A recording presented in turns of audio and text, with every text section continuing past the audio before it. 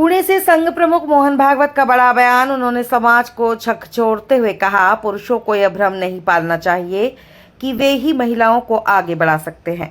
महिलाएं सक्षम हैं, समर्थ हैं, बस उन्हें रोकने वाली बेड़ियों को तोड़ने की जरूरत है। उद्योग वर्धिनी के 21वें स्थापना दिवस पर बोलते हुए भागवत ने कहा, एक माँ की ममता में ही संस्कारों की नींव है। महिला सिर्फ परिवार ही नहीं, पूरे राष्ट्र के उत्थान की धुरी बन सकती है। क्या भागवत का यह संदेश देश की सामाजिक सोच को बदलेगा?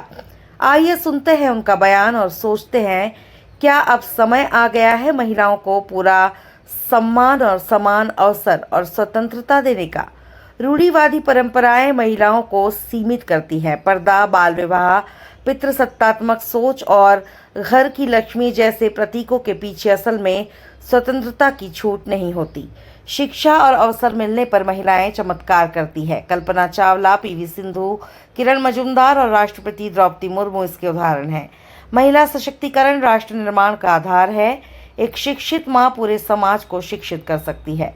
पुरुषों का अहंकार महिलाओं की प्रगति में बाधा। पुरुषों को मार्गदर्शक नहीं, सहयात्री बनना चाहिए।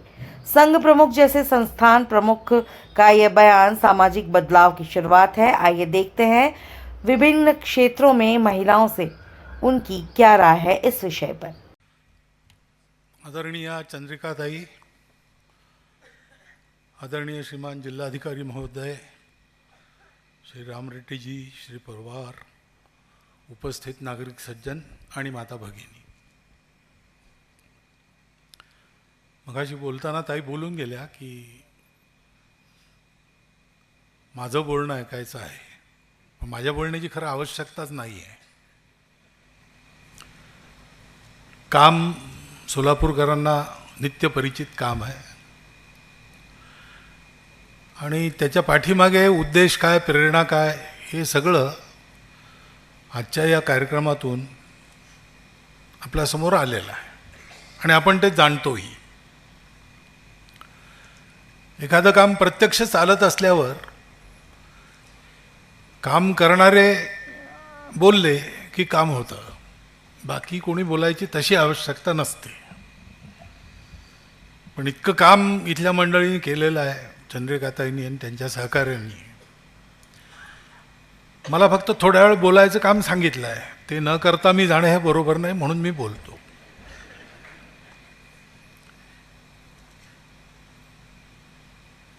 चांगली कामं खूप होतात. आपली दृष्टी सकारात्मकतेची असली तर पुष्कळ लोकांना आजकाल काळजी वाटते, जगाचं कसं होईल, समाज कुठे चालला. चिंताजनक गोष्टी आहेत सगळीकडे, पण कसं होईल असं वाटायचं काही कारण नाही आहे. कारण जेव्हा आम्ही शोध घेतो तेव्हा असं लक्षात येतं की समाजामध्ये जेवढं वाईट आहे त्याच्या कमीत कमी 40 पट चांगलं आहे.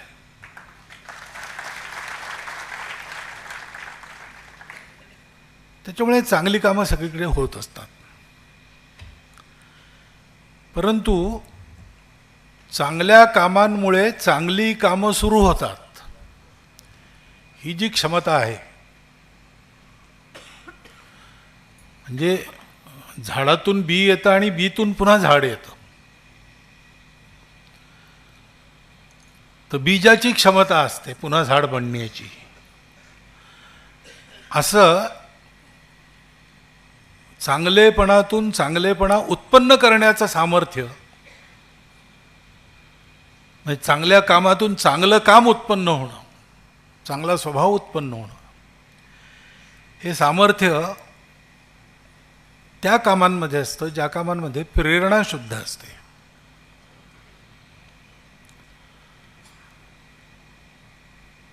मनुष्य काम का करतो? तर एक सर्वमान्य प्रेरणा आहे. सर्वमान्य आहे म्हणून ती योग्य आहे असं नाही आहे, पण सगळे म्हणतात दाम करी काम, काहीतरी मिळेल. स्वार्थाच्या प्रेरणेने लोक चांगली कामं करतात, भीतीपोटीही करतात. नियम पाळले पाहिजेत. चौकामध्ये लाल बत्ती आहे, लाल आहे तर थांबलं पाहिजे. पण पोलीस असेल तर लोक थांबतात, पोलीस नसेल तर थांबतीलच, याची काही शाश्वती नाही. पोलिसांची भीती काम करते आणि कदाचित नाईलाजापोटी चांगलं काम करणारे लोक असतात. असा किस्सा आहे की गावच्या तलावामध्ये एक मुलगा पडला, पोहता येत नव्हता, गटांगळ्या खायला लागल्या, सगळे ओरडायला लागले, वाचवा वाचवा त्याला. एकाने उडी मारली, त्याला काढलं बाहेर. लोक जमले, पत्रकारही आले. त्यांनी विचारलं त्याला की इतके लोक होते, कोणी उडी मारली नाही, तू उडी मारली, तर तुला काय, कोणची प्रेरणा झाली? तो म्हणाल ते नंतर सांगतो, कोणी धक्का मारून मला ढकललं, तो कोण आहे तो पाहायचा आहे पहिल्यांदा. असंही होतं. याच्यामुळे चांगली कामंही होतात, पण ते काही काळ चालतात. स्वार्थ संपला की काम करणारा थांबतो. पोलीस नसला तर लालबत्तीला कोणी जुमानत नाही. ते कारण गेलं की ते काम थांबतं. परंतु आणखीन एक आहे, अहंकारापोटी मनुष्य काम करतो. मी हे केलं आहे, मी हे करू शकतो. तो माणूस गेला की काम संपतं.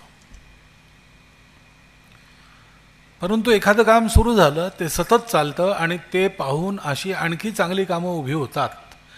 ही शक्ती त्या कामांची असते ज्या कामामध्ये प्रेरणा असते, आत्मीयता, आपलेपणा. हे का करतो? आपलेपणापोटी. ऐसी कळवळ्याची जाती, लाभाविण करी प्रीती. हा जो कळवळ आहे, करुणा आहे, आपलेपणाचा एक पैलू आहे. आणि मनुष्याच्या माणुसकीची विशेषता आहे. ज्या माणसामध्ये करुणा नाही त्याला मनुष्य काय म्हणायचं? माणसाच्या स्वभावात करुणा आहे, हेच त्याचं वैशिष्ट्य आहे. माणसाच्या आकारात जे लोक आहेत सगळे जगात, ते कितीही क्रूर असले, काही असले तरी कुठेतरी अंतर्मनात करुणेचा एक कण आहे, म्हणून ते माणसाच्या रूपात आहेत.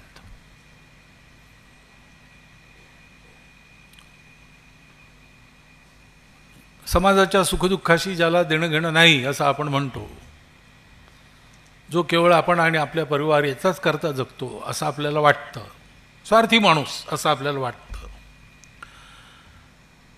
तोही जेवायला बसताना समोर मागणारा आला तर त्याच्याकडे तोंड करून त्याला न देता किंवा त्याला तिथून हाकलून न देता तो जेवू शकत नाही. सगळ्या जगाच्या लोकसंख्येत असं करू शकणारे मोजके लोक निघतील. ते माणसाच्या आकारात चुकूनच आहेत. परंतु जो जो माणूस दिसतो तो कितीही स्वार्थी वाटला तरी एक वेळ अशी येते की त्याच्या अंतःकरणात ती करुणा आहे, ती जागृत होते, ती शाश्वत आहे आणि म्हणून ती सत्यप्रेरणा आहे. म्हणून आता गीतही झालं, शुद्ध सात्विक प्रेम अपने कार्य का आधार आहे. संघकार्याचा आधार हा आपलेपणा आहे. संघकार्याच्या प्रतिज्ञेमध्ये आपला हा शब्द आहे. आपला पवित्र हिंदू धर्म, हिंदू संस्कृती व हिंदू समाज यांचे संरक्षण करून हिंदू राष्ट्राची, या चारही शब्दांना आपलं हे विशेषण आहे. हे श्रेष्ठ आहेत, पण श्रेष्ठ नसले तरीही पहिली गोष्ट हे आपलं आहे. आपल्या घरी आई आहे, खूप म्हातारी आहे.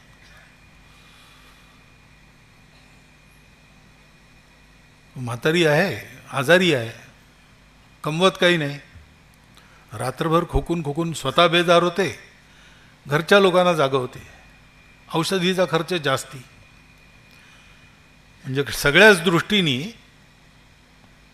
हे काही फिजिबल व्हेंचर नाही त्या आईला घरात ठेवणे. आजकाल जसा आर्थिक विचार करतात तसा विचार केला तर. म्हणून कोणी जर सल्ला द्यायला आला की एक चांगली तरुण धडधाकट आई नवीन आणा,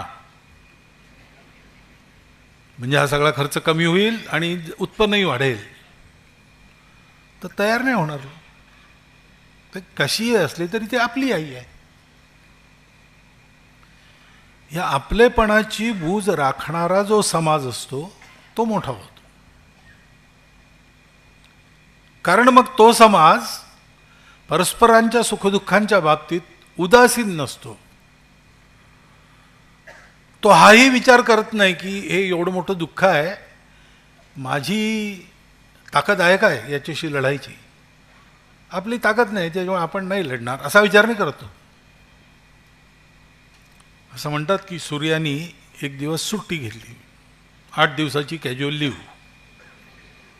चार्ज कोणाला द्यायचा हा प्रश्न आहे. बोलावलं सगळ्यांना, प्रकाश देणाऱ्या सगळ्या वस्तू, सगळे ग्रह तारे वगैरे आले. सूर्याने म्हटलं की मी आता 8 दिवस सुट्टीवर जाणार आहे, त्या काळात रोज जगाला प्रकाश देण्याचं काम कोण करेल.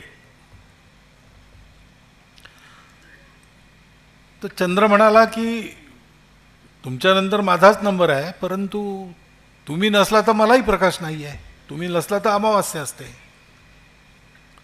असं प्रत्येकाने सूर्याची बरोबरी कोण करणार.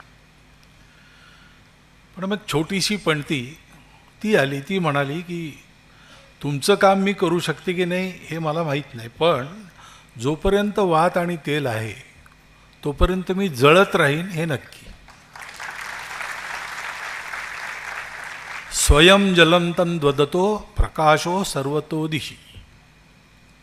स्वतः जळून चारही दिशांना प्रकाश पसरवतो असा त्या दीपाला सत्पुरुष म्हटलाय. तर चांगला माणूस म्हणजे असा असतो. आणि समाजात असा असल्यामुळे तो चांगल्या माणसांचा समाज असतो. आणि चांगल्या माणसांचा समाज हा नेहमी सुरक्षित असतो, वैभवसंपन्न असतो आणि प्रतिष्ठित होतो. आणि म्हणून संघाला समाज संघटित करायचा आहे. देशाचं परम वैभव संपन्न वत्व पाहायचं आहे, त्या समाजाने आणलेलं हे पाहायचं आहे. त्याच्यामुळे स्वाभाविकपणे त्याची प्रेरणा ही आपलेपणाचीच आहे. डॉक्टर हेडगेवारांनी हा विचार केला नाही की एवढा मोठा हिंदू समाज इतक्या भेजांनी कुजलेला, इतक्या स्वार्थांनी नाडलेला आणि 2000 वर्षाचं आत्मविस्मरण असलेला, याला संघटित करणं अशक्य गोष्ट आहे सगळेच म्हणतात.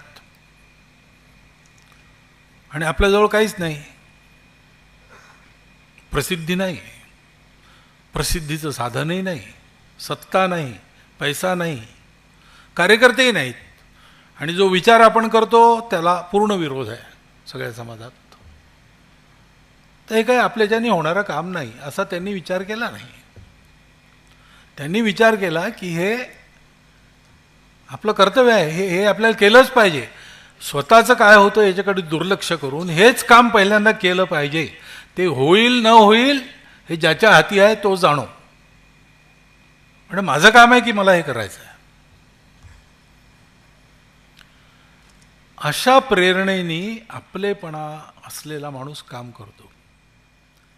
तो हा विचारच करत नाही काही. दुःख दिसलं की ते निवारण करायचं. दिल्लीमध्ये शिबिर होतं, त्याला भेट द्यायला जयप्रकाश नारायण आले. इमर्जन्सीच्या पुष्कळ अगोदरची गोष्ट आहे, 60च्या दशकातली. बिहारमध्ये दुष्काळाचं जे काम केलं स्वयंसेवकांनी ते त्यांनी पाहिलं होतं, म्हणून शिबिरात बोलावलं त्यांना, तर ते आले शिबिर पाहायला. मग कार्यकर्त्यांची परिचय बैठक, 50-60 कार्यकर्ते होते. प्रत्येकाने आपला परिचय करून दिला. संघाच्या परिचयामध्ये आपण संघात कधीपासून आहोत ते सांगायची पद्धत असते. कोणी म्हणतो मी 30 वर्ष जुना स्वयंसेवक आहे, कोणी म्हणतो मी 50 वर्षापासून काम करतो आहे. हे सगळं ऐकल्यावर जयप्रकाश बाबूंनी एक प्रश्न विचारला की तुम्ही 40-40, 50-50 वर्ष संघाचं काम करता, तुम्हाला काही मिळत नाही, तुम्ही इथे चांगलं काम केलं तर तुम्हाला प्रमोशन मिळेल अशीही गॅरंटी नाही. हे तर होतच नाही, धन्यवादही मिळत नाहीत आणि आणखी का केलं नाही असं विचारतात. असं असतानाही इतके वर्ष तुम्ही काम करता, तुमच्या कामाची प्रेरणा काय?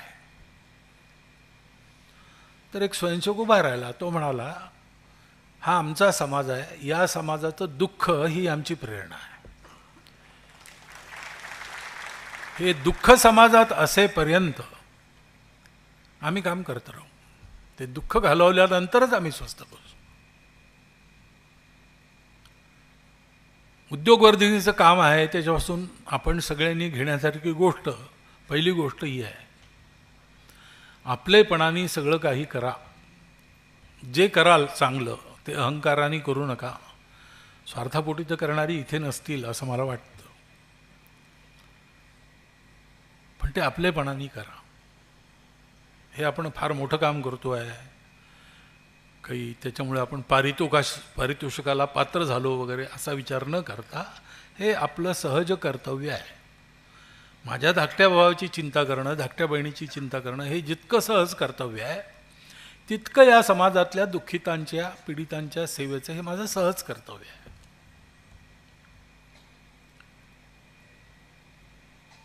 आणि ही आपण जी सेवा करतो, भक्ती करतो, तेव्हा तो म्हणतो न लगे मुक्ती धनसंपदा, मुक्तीसुद्धा नको म्हणतो. कारण काय की तू भगवंत आणि मी भक्त, हे आपलं जे चालू आहे ते इतकं गोड आहे. मुक्ती मिळाली तर तू मी एक होऊ, हा अनुभव, हा आनंद नाही घेता येणार. म्हणून तो म्हणतो की तू भगवान राहा, मी भक्तच राहतो. तुका म्हणे सुखे घालावे आम्हा, जन्म घाला वारंवार, तुका म्हणे गर्भवासी सुखे घालावे आम्हासे. कारण दरवेळेला हे द्वैत राहील, त्यातला आनंद मिळेल. पण सेवा करणारा असं नाही म्हणत, म्हणजे म्हणू नये त्यांनी, तू नेहमी दुःखित राहा, मी नेहमी तुझी सेवा करतो, असं नाही. तर तो म्हणतो की तू दुःखितातून बाहेर ये, सुखी हो आणि दुःखितांची सेवा कर.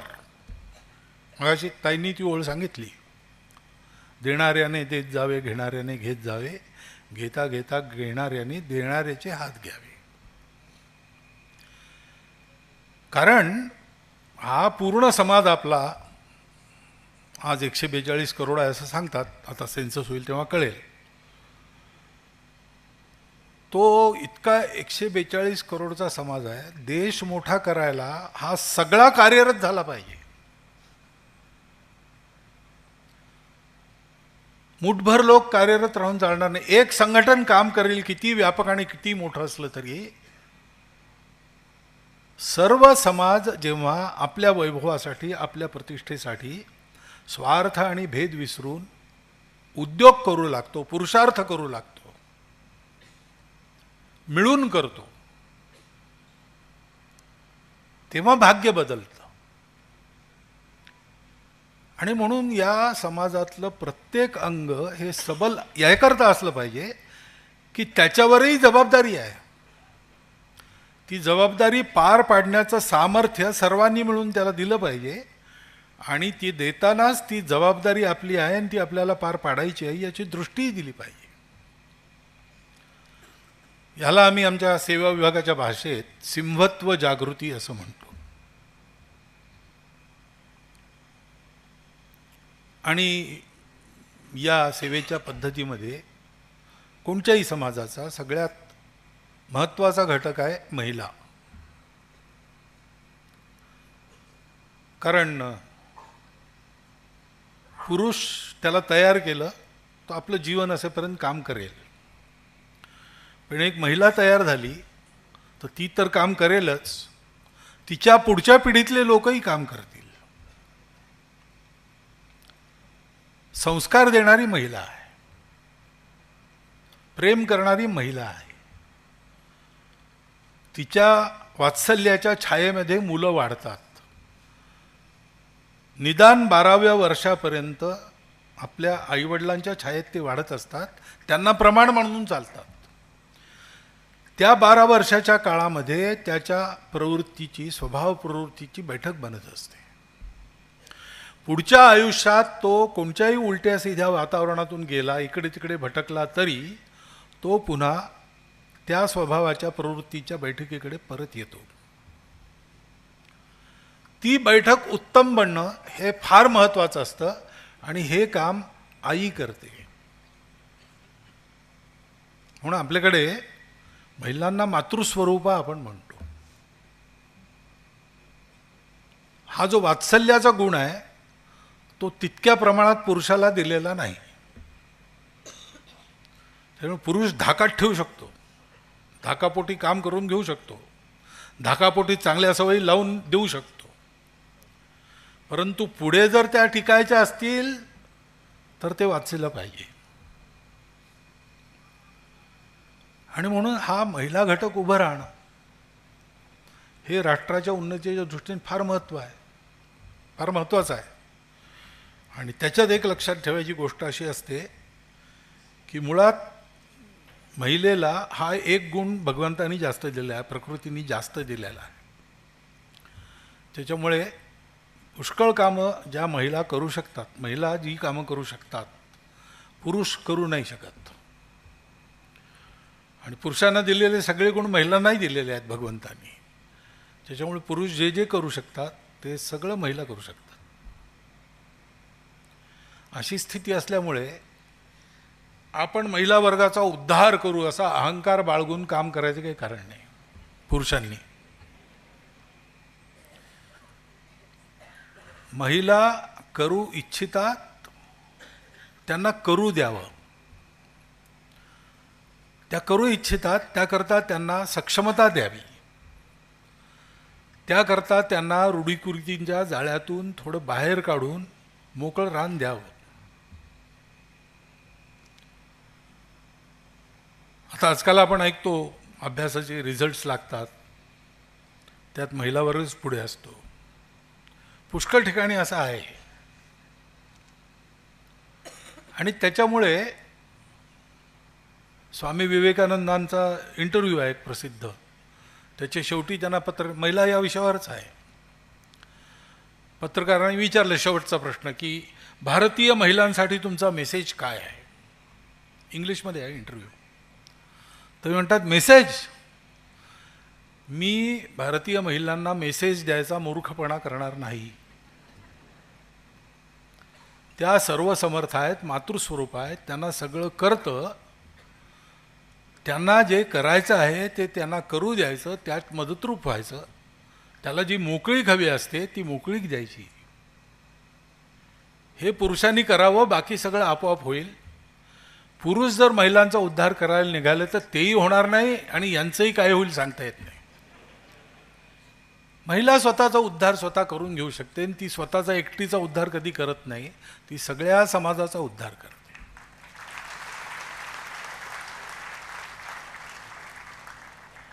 मला वाटतं उद्योगवर्धिनींनी आपल्या सुरुवातीपासून महिला वर्गांकडे आपलं लक्ष ठेवलं.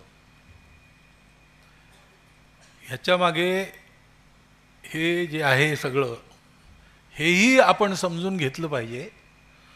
कारण महिला उद्धाराचं काम बाहेर जाऊनच सगळं करायचं असं नाही, आपल्या घरापासून आपण सुरुवात करू शकतो आणि करायची आवश्यकता आहे.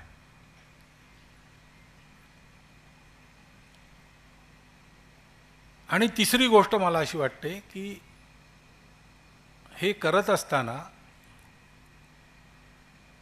आम्ही एकटे करू असा भाव कुठेही नाही आहे. सगळ्यांना जे जे मदतीला येतील संस्थासुद्धा जोडून घेतल्या आहेत. श्रेयाची लढाई नाही, बॅनरची लढाई नाही.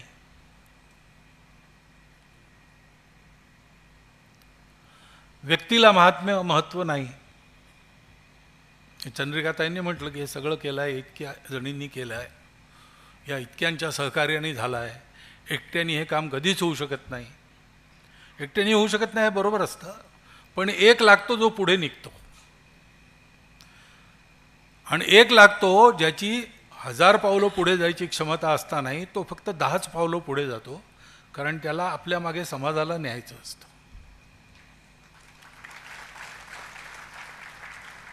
हजार पावलं धावेल लोक त्याच्यात जय जयकार करतील, जयंती पुण्यतिथी सगळं करतील, पण तो गेला त्या रस्त्याने चुकून सुद्धा जाणार नाही, मुलांना जाऊ देणार नाही. शिवाजी महाराज पाहिजेत, आमच्या घरी नको. परंतु अशा कंटकाकिरण मार्गावरून चालायचं धाडस समाजातले सामान्य लोक तेव्हा करतात जेव्हा त्यांच्यासारखा कोणीतरी, जो खरं त्यांच्यासारखा नसतो, अलौकिक असतो, पण तो लोकांमध्ये अलौकिक नाही राहत. त्यांना असं वाटतं की तो 5 पावलं पुढे आहे, 10 पावलं पुढे आहे, आमच्यासारखाच आहे, तो हे करू शकतो, हे फार चांगला आहे, तो करू शकतो तर आम्हीही करू शकतो. म्हणून ते 5 पावलं पुढे जाऊन पुन्हा पाहतात तर तो 5 पावलं पुढे असतो पुन्हा. असं करत करत ते पुढे जातात. उद्योगवर्धीने खूप मोठं काम केलेलं आहे, पण ते सगळं या पद्धतीने झालेलं आहे. सामान्य माणसांच्या हाताने झालेलं, जगाला असामान्य वाटणारं, परंतु हे आपलं कर्तव्य आहे, हे आपल्या आपलेपणाची सहज स्वाभाविक अभिव्यक्ती आहे, या भावनेने प्रेमापोटी केलेलं काम, मिळून केलेलं काम, असं हे जे उद्योगवर्धिनीचं स्वरूप आहे ते फारच आपल्या सर्वांना भावणारं आहे. ती इतक्या चांगल्या पद्धतीने झालं, अशीच त्यांची वाटचाल पुढे चालत राहावं, चांगला विस्तार व्हावा, सगळीकडे विस्तार व्हावा. त्याच्यापेक्षा एक चांगली गोष्ट, चांगली शुभेच्छा अशी राहील की सगळीकडे विस्तार अशा रीतीने झाला पाहिजे की त्या त्या ठिकाणची उद्योगवर्धिनी उभी राहिली पाहिजे.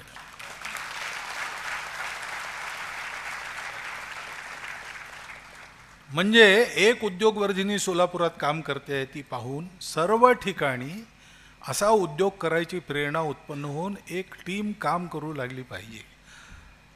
आपसात संपर्क राहील, बोलणं राहील, पण आपल्या ठिकाणाला आपण सांभाळू या भावनेने लोक काम करते. हे जितकं होईल तितकं चांगलं होईल. आणि उद्योगवर्धिनीचं काम पाहून ते होऊ शकतं इतकी क्षमता उद्योगवर्धिनीच्या कामात निश्चितपणे आहे.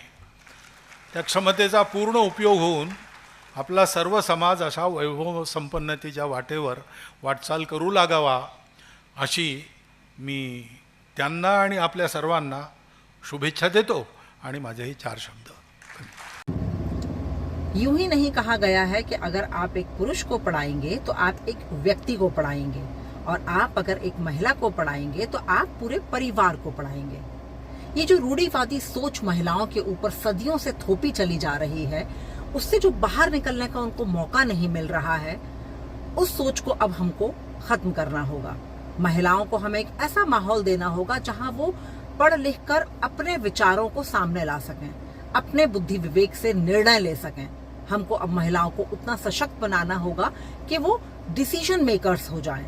और जब वो डिसीजन मेकर होती हैं तो हमारे सामने अनेकों ऐसे एग्जाम्पल्स हैं जहां उन्होंने कमाल करा है, जहां उन्होंने बहुत महान काम करे हैं. भले वो कल्पना चावला हो, पीवी सिंधु हो, वो प्रेसिडेंट ऑफ इंडिया हो, तो इस तरह के काम वो कर पाती हैं जब वो रूढ़िवादी सोच से अलग हटके अपनी विचारधारा पर चलती हैं. अब वो समय आ गया है जब महिलाओं के ऊपर से रूढ़िवादी सोच को थोपना बंद किया जाए, उन्हें एक माहौल दिया जाए, एक स्वस्थ और स्वतंत्र माहौल, जहां उन्हें पढ़ाया लिखाया जाए, जहां वो अपने डिसीजंस खुद और सही ले सकें, इतना उन्हें सक्षम बनाया जाए. इसके लिए पूरे समाज को मिलकर कोशिश करनी होगी. सिर्फ एक परिवार से नहीं होगा, पूरे समाज को मिलकर महिलाओं को इस दिशा में आगे बढ़ाना चाहिए.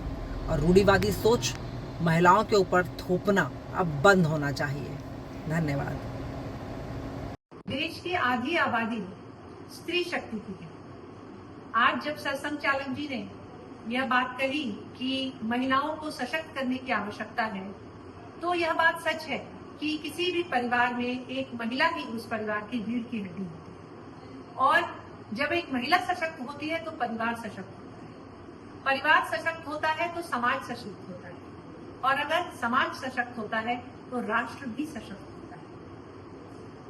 शताब्दियों की औपनिवेशिक शासन ने का जो सबसे बड़ा जो दंड है वो महिलाओं ने ही सहा, और इसी कारण जो एक लंबी औपनिवेशिक शासनकाल के दौरान रूढ़िवादिता हमारे समाज में आ गई, उसके कारण जो स्त्रियां हैं उन्हें आगे बढ़कर समाज में अपना योगदान देने की, राष्ट्र जीवन में, समाज जीवन में अपने योगदान देने की जो एक बड़ी लंबी परंपरा इस देश में रही, वो कहीं ना कहीं धीरे धीरे समाप्त हुई। और आज अब यह अवसर है इस 21वीं शताब्दी में, जहां हम सोच रहे हैं कि आगे आने वाले समय में हम तीसरी, दूसरी या शायद अगले 20 सालों में पहली सबसे बड़ी विश्व की आर्थिक शक्ति बनेंगे, तो इस मुकाम तक पहुंचने के लिए यह आवश्यक होगा कि महिलाओं का भी उतना ही योगदान समाज जीवन और राष्ट्र जीवन में हो। 2047 तक हम एक विकसित भारत बनाने का संकल्प ले चुके हैं और इस संकल्प को पूरा करने के लिए मातृशक्ति का योगदान बहुत आवश्यक है। मैं आपके मीडिया चैनल के माध्यम से आदरणीय मोहन भागवत जी का बहुत बहुत धन्यवाद करती हूँ, जिन्होंने अपनी सोच बताकर महिलाओं के बारे में इतनी अच्छी अपनी सोच बता के, इतने अच्छे विचार व्यक्त करके हम सबको अपना मुरीद बना लिया है। हम सब महिलाओं को, सब ऑर्गेनाइजेशंस को जगह जगह पर मोहन भागवत जी का सम्मान करना चाहिए, उनको थैंक्स करना चाहिए और हर जगह हमें मोहन भागवत जी का एक विचार हमारे सभी ऑर्गेनाइजेशंस में साझा करना चाहिए सबके साथ। महिलाओं की उन्नति जहाँ होती है, महिलाओं की प्रगति जहाँ होती है, वो कंट्रीज भी बहुत प्रगति करती हैं। आप देखिए, एक रशिया को देखिए आप, रशिया में जितने पुरुष फोटोग्राफर्स होंगे या प्लम्बर्स होंगे या इंजीनियर्स होंगे, डॉक्टर्स होंगे, उतनी ही महिलाएं भी उन कार्यों में संलग्न हैं। वो भी उतने ही नंबर में वहाँ पे रशिया में महिलाओं और पुरुषों में बिल्कुल काम के बारे में भेद नहीं होता। किसी भी काम में महिलाएं भी उतने ही नंबर में हैं। और आज आप देखिए कि कितना प्रगतिशील देश है रशिया। इजराइल को देखिए, इजराइल में हर घर से आपको योद्धा निकलते हैं।